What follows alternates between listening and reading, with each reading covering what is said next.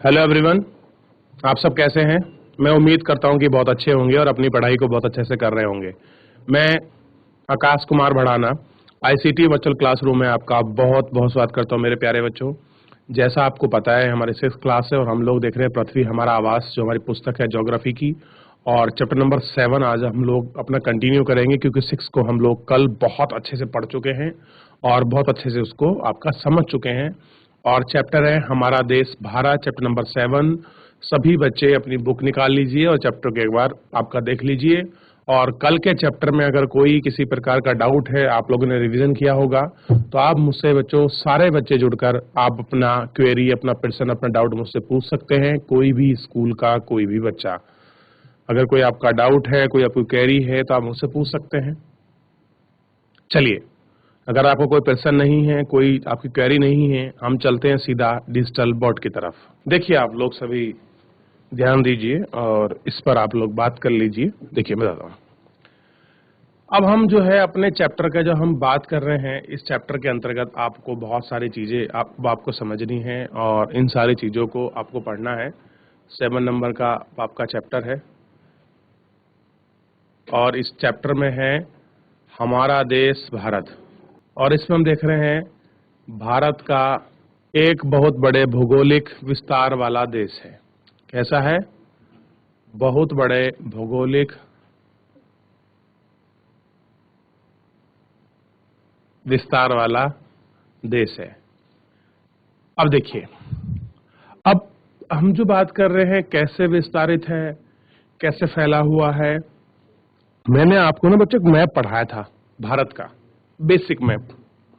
और basic map आप सब लोगों ने, मुझे याद है कि आप लोगों ने घर पे भी बनाया था और सारे बच्चों से मैंने बनवा के भी देखा था। चैप्टर नंबर 1 और 2 मैं आपको पढ़ा रहा था उस समय। अब थोड़ा सा आगे हम लोग बात करते हैं कैसे उत्तर में हिमालय के ऊंचे शिखर से घिरा है। यानी कि अगर आप भारत को देखेंगे और अगर हम लोग चारों तरफ उसकी दिशाओं की हम लोग बात करते हैं, तो चारों तरफ की दिशाओं में खास करके जो उत्तर का रीजन है, उत्तर का रीजन, ठीक है, नॉर्थ का रीजन, उसमें क्या मिलता है? आपका हिमालय पर्वत है और वहां उसके शिखर मतलब उसकी चोटियां हैं, ऊंचे ऊंचे पर्वत हैं। अब अगर आप देखेंगे कि आपका हिमालय पर्वत कहां से कहां तक फैला हुआ है, जैसे मैंने आपको बताया है, जम्मू कश्मीर के नंगा पर्वत से लेके अरुणाचल प्रदेश के नामचा बरवा तक क्या है, हिमालय फैला हुआ है। और हिमालय भी हमको 3 स्टेप में बोल लीजिए, आपका 3 श्रेणी में बोल लीजिए। हमको महान हिमालय, लघु हिमालय और आपका शिवालिक हिमालय हमको मिलता है। अब देखिए, पश्चिम में अरब सागर, पूर्व में बंगाल की खाड़ी और दक्षिण में हिंद महासागर भारतीय प्रायद्वीप के तटों पर लहराते हैं। अब देखिए, कह रहे पश्चिम में क्या है? अरब सागर है, पूर्व में बंगाली खाड़ी और दक्षिण में क्या है? हिंद महासागर। अब आपको थोड़ी सी इसकी आकृति मैं आपको बनाकर आपको समझा देता हूं। देखिए, ऐसे समझिए, सिंपल एग्जाम्पल के तौर पे मैं आपको बता रहा हूं ताकि आप इसको थोड़ा सा अच्छे से समझ लें, इसको देख लें। देखिए, यहां ये जो रीजन है, ये वाला,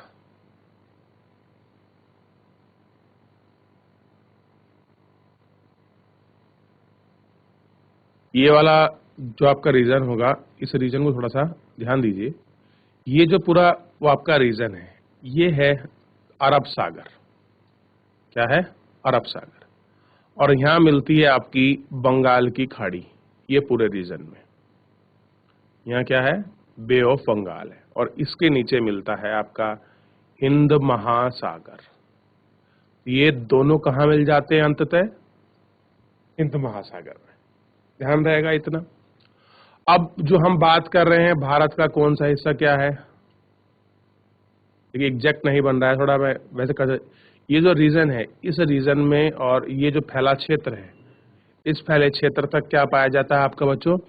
हिमालय पर्वत है, जो उत्तर दिशा में जो आपको मिलता है, और उत्तर दिशा में ये सारी चीजें इसमें पाई जाती हैं। तो इनको आपको ध्यान देने की आवश्यकता है और इनको पढ़ने की आवश्यकता है। तो हमें क्या ध्यान रखना है? पश्चिम में अरब सागर, उत्तर में क्या है?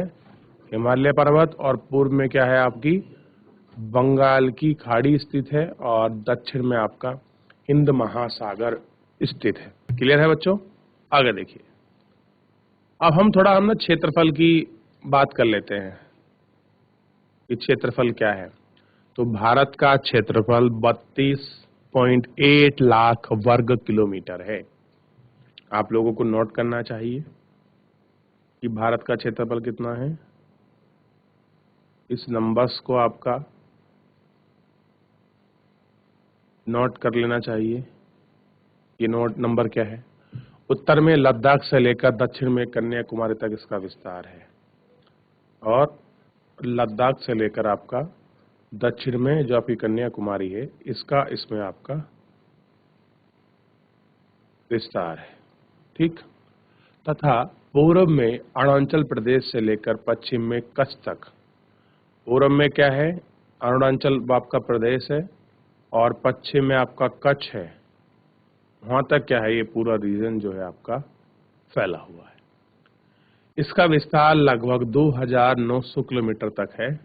ऊंचे ऊंचे पर्वत, भारतीय महामरुस्थल, उत्तरी मैदान, आसमान पठारी सतह, तटीय भाग एवं द्वीप समूह स्थल की विभिन्नता को दर्शाते हैं। कह रहे अलग अलग चीजें हैं, अलग अलग तरह से ये सारी चीजें आपकी पाई जाती हैं, और ये सारी चीजें क्या होती हैं, इसके अंतर्गत आपका मिलती हैं। और हमको देखते हैं कि कहीं पर्वत है, कहीं पठार है, कहीं मैदान है, कहीं ऊंचे ऊंचे आपके पर्वत हैं, ये सारी चीजें देखने को मिलती हैं बच्चों। यह है जलवायु, वनस्पति, अन्य वन्य जीव के साथ साथ भाषा एवं संस्कृति भी बहुत विभिन्नता है। कह रहे जिस प्रकार से हमारे यहाँ जलवायु की और आपका वनस्पति की विभिन्नता है, जीव जंतुओं की विभिन्नता है, उसी प्रकार हमारे यहाँ जो कल्चर है और जो आपके संस्कृति है, उसकी भी आपकी बहुत विभिन्नता है। इस विभिन्नता में ही हम एकता को पाते हैं, जो हमारी परंपराओं को में दिखती है। यही कारण है कि हम एक राष्ट्र में बंधे हैं। वर्ष 2011 में अभी तक भारत की आबादी 120 करोड़ हो चुकी थी। यह बाद में विश्व का दूसरा सबसे अधिक जनसंख्या वाला देश है। कह रहे कि चाइना के बाद अगर हम बात करें आपका पॉपुलेशन में, तो ये सबसे बड़ा देश है हमारा। ठीक, इस स्थिति को थोड़ा सा आपको याद रखना कि हम सबसे बड़े देश हैं। आइए थोड़ा सी हम बात करते हैं ये अक्षांश की स्थिति की। आज तो मैं जनरल आपको पढ़ा रहा हूँ, आपको कल मैंने आपको मैप के माध्यम से बताया था, और आप मैप के माध्यम से पढ़ेंगे, नहीं तो फिर मैं कल आपको ये सारी चीजें मैप के माध्यम से एक एक करके बहुत अच्छे से चित्र के माध्यम से मैं आपको कल बता दूंगा। देखिए, भारतीय उत्तरी गोलार्ध में स्थित है। अगर जो भारत है वो कहाँ स्थित है? उत्तरी गोलार्ध में। और कहते हैं जो कर्क रेखा है 23.5 यानी कि 23.5 डिग्री देश के लगभग मध्य से होकर गुजरती है। कहां से गुजरती है? मध्य से होकर गुजरती है, बीच से। दक्षिण से उत्तर की ओर भारत का मुख्य विस्तार 8 डिग्री 4 मिनट से 37 डिग्री 6 मिनट अक्षांशों के बीच है। ये उसका बीच है कि जहां ये गुजरती है। पश्चिम से लेकर पूर्व तक भारत का विस्तार 68 डिग्री 7 मिनट पूर्व तथा 97 डिग्री 25 मिनट पूर्व देशांतर के बीच है। अगर हम विश्व को पूर्वी एवं पश्चिमी गोलार्ध में बांटते हैं, तो हम भारत की स्थिति किसी गोलार्ध में होगी। बहुत बड़े देशांतरीय विस्तार लगभग 29 डिग्री के कारण दो छेद पर स्थित हैं। स्थानों के स्थानीय समय में बहुत अंतर हो सकता है। इस तरह की दूरी को दूर करने के बीच का समय अंतराल लगभग 2 घंटे का होगा। किसका होगा? आपका 2 घंटे का होगा।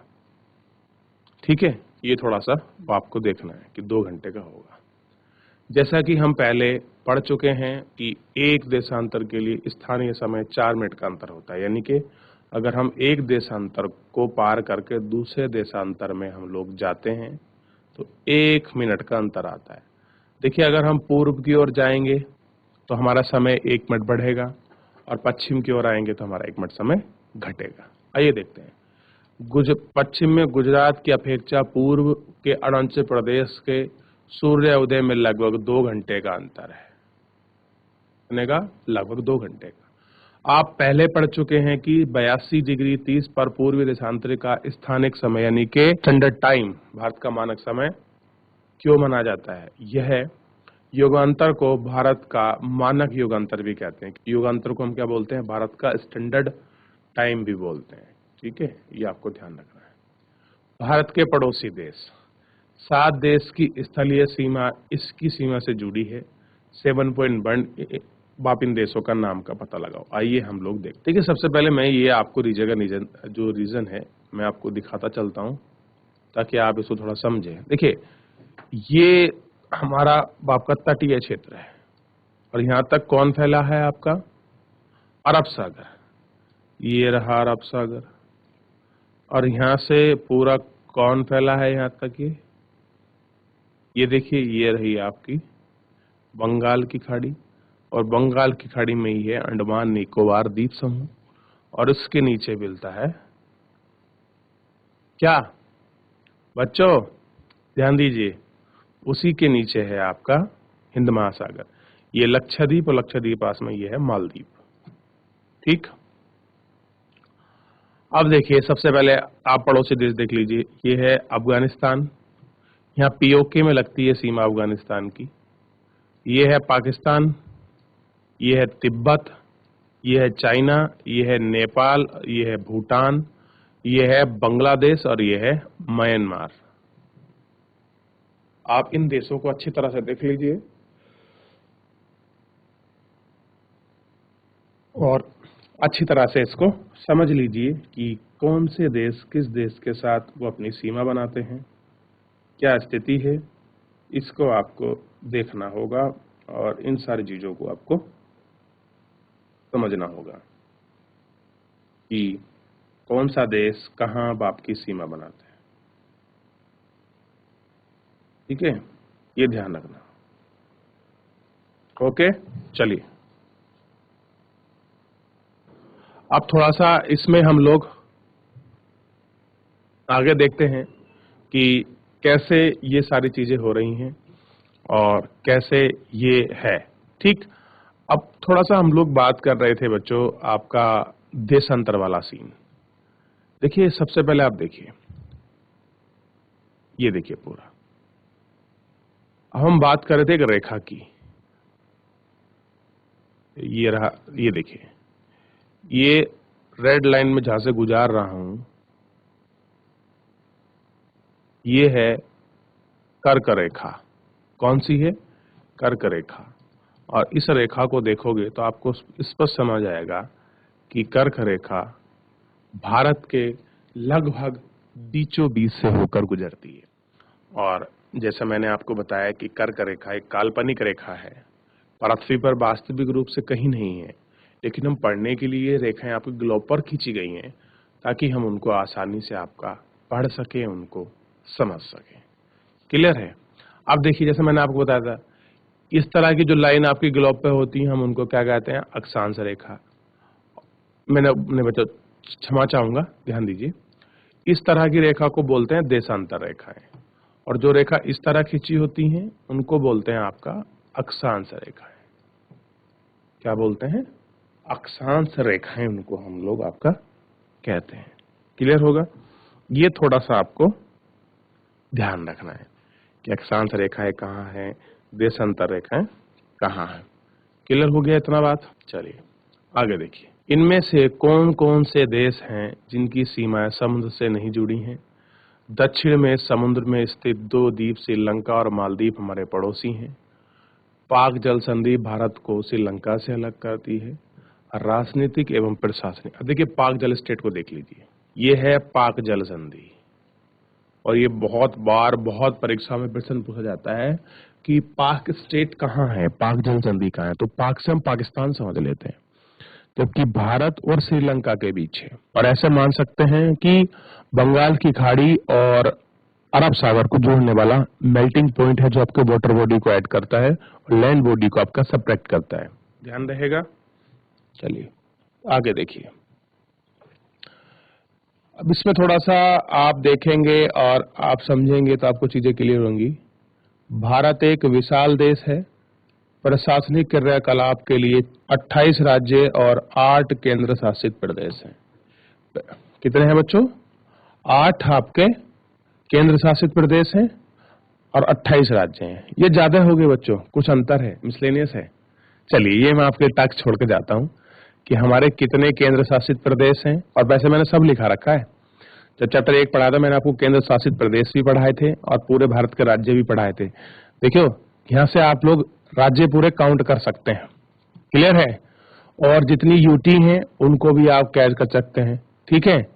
अब मैंने जैसे आपको बताया कि दादरा नागर हवेली और दीव और दमन आपका 1 हो गए हैं, तो ये सब तुम्हारा आप लोगों का है, आप उनको ध्यान रखें, ठीक है? अब देखिए सिंधु नदी, ठीक, सिंधु की सहायक कौन सी है? झेलम है, चिनाब है, रावी है, सतलुज है और व्यास भी यहीं बहती है, ठीक। ये सब क्या है? ये आपका सिंधु नदी की आपका सहायक नदियां हैं। 5 जो है वो सहायक नदियां हैं। आपने इसमें हिमालय पर्वत को देखिए, ये रहा हिमालय पर्वत, देखिए ये आपका किस तरह से विस्तरित है और ये पूरा रीजन आपको दिखाई देगा कि यहाँ तक इतने बड़े रूप में जो है हिमालय पर्वत आपका फैला हुआ है, ठीक। अब हिमालय पर्वत नेपाल में भी है, कुछ भाग पाकिस्तान में भी है, ठीक है, और जहाँ तिब्बत भूटान है वो आज चाइना का कब्जा है, वहां भी है। तो इस तरह से आप इनको देख सकते हैं, आप पूरा समझ सकते हैं कहां तक फैला हुआ है। क्लियर है बच्चों? आगे देखिए, थोड़ा सा मैं आपको कुछ चीज और बताता हूँ। ये देखिए, इसी में आप लोग देखेंगे उत्तर भारत का विशाल मैदान, ये है आपकी ब्रह्मपुत्र नदी, और ब्रह्मपुत्र नदी और उसी के साथ आप देखिए ये है आपकी गंगा नदी और ये है आपकी यमुना नदी, ये आपकी चंबल है और ये नदी इस तरह से आउटफ्लो करते हुए बंगाल में जाकर यहाँ देखिए 2 शाखाओं में आपका विभाजित हो जाती है और अंतिम रूप से बे ऑफ बंगाल में आपका मिल जाती है। ये भारतीय मरुस्थल है जिसे हम थार का मरुस्थल कहते हैं। ये देखिए, ये इसी से पहले शुरू होता है अरावली पर्वत श्रेणी, और ये है आपका कच्छ की खाड़ी और ये है आपकी खंबात की खाड़ी, देख लिया आप लोगों ने। और यही है आपका दक्कन का पठार जिसके हम लोग बात कर रहे थे, ये आपका पश्चिमी घाट है और यहाँ से शुरू होता है ये आपका पूर्वी घाट का रीजन, ठीक है। ये कावेरी नदी है, ये अन्नामलाई है, ये आपका नीलगिरी पर्वत है। इतना आप लोगों ने देख लिया, क्या है ये आपका नीलगिरी पर्वत है, ठीक है। और ये देखिए लक्षद्वीप कहाँ है? भारत में। पर्वत पहाड़ी प्रदेश क्षेत्र है, ये पूरा देख लीजिए, पठारी प्रदेश देख लीजिए, मैदानी जो प्रदेश है वो देख लीजिए, और अंडमान निकोबार द्वीप समूह को आप लोग थोड़ा सा देख लीजिए। देखा आपने इतना? और ये रहा आपका हिंद महासागर, आप हिंद महासागर को भी देख लीजिए। क्लियर है? में बांटा गया है। अब हम बात करें परिशिष्ट भारत की, अगर हम इस भौगोलिक विशेषता को देखते हैं तो बहुत यूनिक है और देशों की तुलना में ऐसी हमको देखने के लिए नहीं मिलती। दिल्ली भारत की राजधानी है, क्योंकि राज्य का निर्माण मुख्यतः भाषाओं के आधार पर हुआ था। कह रहे पहले हुआ था बच्चों की, जब जहां जैसे भाषा है उसी के आधार पर राज्य बना दिया गया, लेकिन अब ऐसा नहीं है, अब क्षेत्र के हिसाब से बनते हैं। भौतिक विभाजन की हम लोग बात करते हैं। भारत में पाए जाने वाली भौतिक आकृतियां विभिन्न प्रकार की हैं, जैसे पर्वत, पठार, मैदान, तटीय सद्वीप समूह। उत्तर में पर्वत से ढका हिमालय संतरी का कार्य करता है। हिमालय का मतलब होता है हिम प्लस आलय, मतलब बर्फ का घर। हिमालय पर्वत 3 श्रृंखलाओं के समांतर श्रृंखलाओं में बटा है। किसमें बटा है? 3 श्रृंखलाओं में बटा है। सबसे उत्तर में स्थित है बृहद हिमालय, जिसको हम हिमाद्री भी कहते हैं। विश्व की सबसे ऊंची चोटी इसमें पाई जाती है। एक है मध्य हिमालय, जिसको हम क्या बोलते हैं? हिमाचल कहते हैं। हिमाद्री के दक्षिण में स्थित बहुत लोकप्रिय पहाड़ी का स्थान स्थित है। यहाँ 5 स्थानों की पहाड़ी का नाम का पता लगाओ। शिवालिक इसके सबसे दक्षिण में स्थित है। कौन सा? शिवालिक हिमालय। अब देखिए उत्तराखंड में तो उसका तीनों ही विस्तार मिलता है। हमको लघु भी मिलता है, हमको मध्य भी मिलता है और हमको महान भी मिलता है, और हमको इसमें शिवालिक का पार्ट भी मिलता है। शिवालिक सबसे नीचे हुआ, उसके बाद मध्य, फिर उसके बाद महान हिमालय हो गया। ठीक है, ये आपको थोड़ा सा ध्यान रखना है और आपको इन चीजों के विषय में पूरा जानना है। क्लियर है? इतनी चीज समझ आई। और अब थोड़ा सा इसके नीचे अब रीजन क्या है, उसके नीचे कौन कौन सी चीजें बहती हैं, कहाँ कहाँ से आउटफुल है, क्या चीज हो रही है, इन सारी चीजों को हम लोगों को इसके अंतर्गत वो आपका देखना है और इसके अंतर्गत हम लोगों को जानना है। अब देखिए हिमालय के दक्षिण में भारत का उत्तरी मैदान स्थित है। कौन सा मैदान है? उत्तरी। अब देखिए मैं आपको रीजन दिखा रहा था, अब इसको एक बार पूरा क्लीन करके मैं आपको समझा देता हूं कि कहाँ है ये मैदान, ताकि आपकी जो पिक्चर है वो बिल्कुल माइंड में क्लियर रहे और आप इसको बिल्कुल भी कंफ्यूज ना हो। देखिए ध्यान दें आप, ये लिख रहा है ना, ये हो गया आपके हिमालय पर्वत। हिमालय पर्वत के ही ठीक नीचे जो ये रीजन आ रहा है, जहां लिखा हुआ है उत्तरी मैदान, तो ये इतना बड़ा इसलिए डॉट डॉट करके लिखा हुआ है ताकि आप उस पूरे रीजन को समझ सकें कि ये उत्तर का विशाल मैदान है, यहाँ बहुत बड़े समतल रीजन है।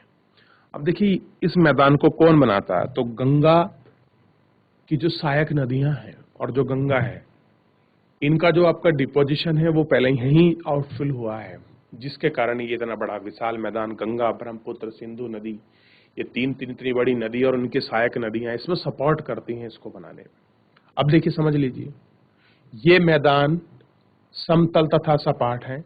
ये मैदान सिंधु, गंगा, ब्रह्मपुत्र तथा इनके सहायक नदियों के द्वारा लाए गए जलोढ़ निक्षेप से बने हैं।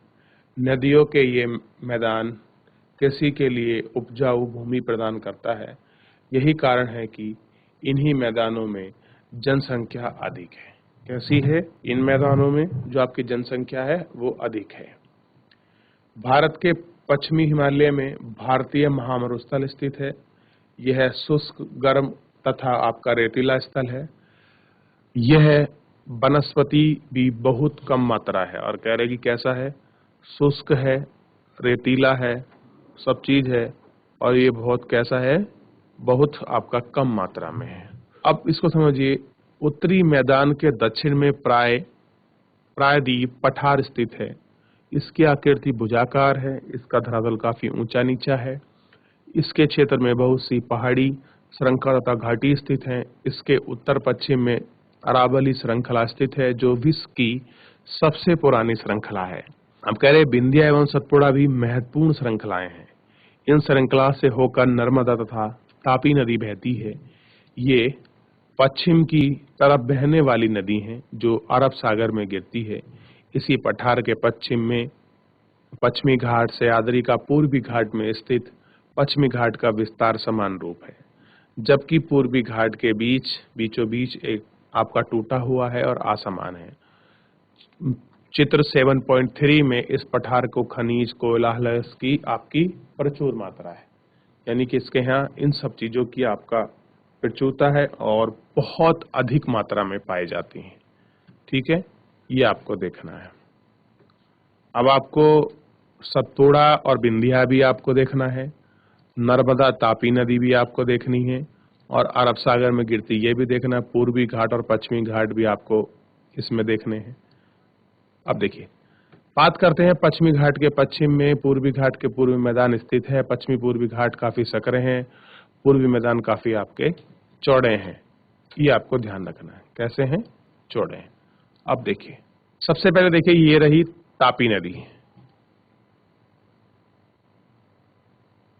ये है तापी नदी, ये है महानदी, ये है विंध्या पर्वत श्रेणी, ये है सतपुड़ा, और ये है आपका पश्चिमी तटीय रीजन, और ये है आपका पूर्वी तटीय रीजन। ठीक, और ये रहा आपका अरब सागर। तो इतना ध्यान रहेगा सभी को, क्यों बच्चों? ध्यान रहेगा ना कि हम कहाँ तक कैसे बात कर रहे हैं। चलिए बच्चों, आज के इस लेक्चर के अंतर्गत हमने भारत की स्थिति को पढ़ा, भारत के जो कुछ मानचित्र हैं हमने उनको आपका देखा, और कुछ चीजें ऐसी थी जो हमारे पुराने लेक्चर से आपका रिलेटेड थी, जैसे कि भारत उत्तरी गोलार्ध में है, इतने आपका देशांतर और अक्षांश के बीच है, इसमें पर्वत पठार हैं, हिमालय पर्वत कहाँ है, किस तरह की चीजें हैं, इन सब चीजों को मैं आपको पहले भी बता चुका हूँ और स्थिति को दिखा भी चुका हूँ। कल एक बार हम सब लोग आपका मिलके नए मैप के साथ पढ़ेंगे। मैं उम्मीद करूंगा कि मेरे प्यारे बच्चे कल जुड़े और कल सब आप लोग इसमें मैप चित्र इत्यादि बना कर लाएं और चैप्टर को रिवीजन करिए। चलिए फिर आज के लिए इतना ही, मिलते हैं नेक्स्ट लेक्चर में। तब तक अपना ध्यान रखिए, स्वस्थ रहिए और अपनी पढ़ाई को बहुत अच्छे से करते रहिए। मुझसे जुड़ने के लिए आपका बहुत बहुत धन्यवाद।